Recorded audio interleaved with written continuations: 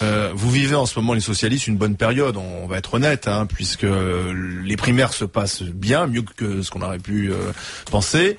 À droite, c'est quand même très compliqué avec toutes les affaires, l'impopularité du président qui ne change pas, mais en même temps, être bon au mois de septembre et au mois d'octobre ne garantit pas de l'être au mois de mai, au mois d'avril, puisque le premier tour sera au mois d'avril. Ouais, Est-ce que finalement, vous n'êtes pas bon trop tôt, quoi? Je pas surtout que Marine Le Pen, elle est à 18 points à 7 mois des élections présidentielles et qu'elle sera très très haut.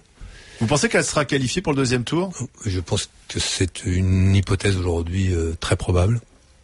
Sur quoi vous basez cette... Pas sur ce que j'entends et ce que je vois, sur ce qu'on me dit à moi. Oui, c'est même inquiétant un peu pour la gauche, alors. C'est inquiétant pour la démocratie, c'est inquiétant pour la gauche, mais en même temps, ce discours ne fonctionne absolument pas auprès de ceux qui s'apprêtent à voter pour elle. Pourquoi est-ce qu'ils s'apprêtent à voter pour elle?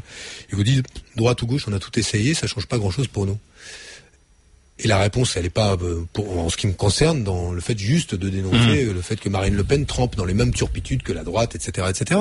Elle est de dire, en tout cas c'est l'idée que je me fais du rôle d'un dirigeant de gauche, elle est de dire qu'est-ce qui changerait dans la vie d'un citoyen français si la gauche arrivait au pouvoir. Pour ça que moi j'ai apprécié, et je pense qu'il faudra insister là-dessus, quand Martine Aubry s'engage à ce que la première année il y ait une loi sur l'égalité salariale, ça veut donc dire qu'entre les femmes et les hommes ce sera le même salaire pour le même boulot. Enfin, la loi existe et donc déjà. non, il n'y a pas d'obligation de résultat. Pardon, c'est facile de dire il y a une obligation de une obligation de discuter. Des amendes. C'est oui, mais il y a un moment quand la pénalité, quand la pénalité est suffisamment dissuasive et que finalement le coût de la pénalité est supérieur au fait de faire le rattrapage, quand on mettra en place la transparence des rémunérations des entreprises, et ça peut faire reculer le vote de peine. Vous assurez que juste un RMC où nous sommes ici, quand les femmes et les hommes sauront qui est payé quoi en fonction de chaque poste de travail, qu'on se rendra compte qu'un homme est mieux payé qu'une femme, la négociation, elle va s'enclencher avec un syndicat de manière un tout petit peu différente. Transparence des rémunérations et objectif de l'égalité salariale. Égalité salariale, c'est l'augmentation du salaire des femmes et donc l'augmentation des revenus de tous les foyers où une femme travaille. Ce type de mesure fait reculer le vote je pense en tout cas que ça parle à celles et ceux qui vivent de leur travail. Le fait aujourd'hui de bosser et de pas pouvoir vivre correctement quand on bosse, c'est un problème. Et il faut que la gauche ait quelque chose à dire et elle ne peut pas se retrancher juste derrière. Ouh là là, c'est la crise. Merci, les Français, ils ont compris que c'était la crise. Ils ont compris que ça allait être difficile.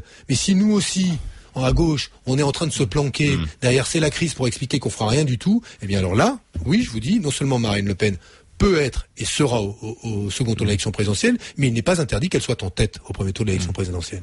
Benoît Hamon, sur RMC dans les JJ, vous avez dit que le Front National baignait dans les mêmes turpitudes que la droite, c'est ça? Quand Bourgi dit que le père Le Pen est allé prendre une valise, vous le croyez?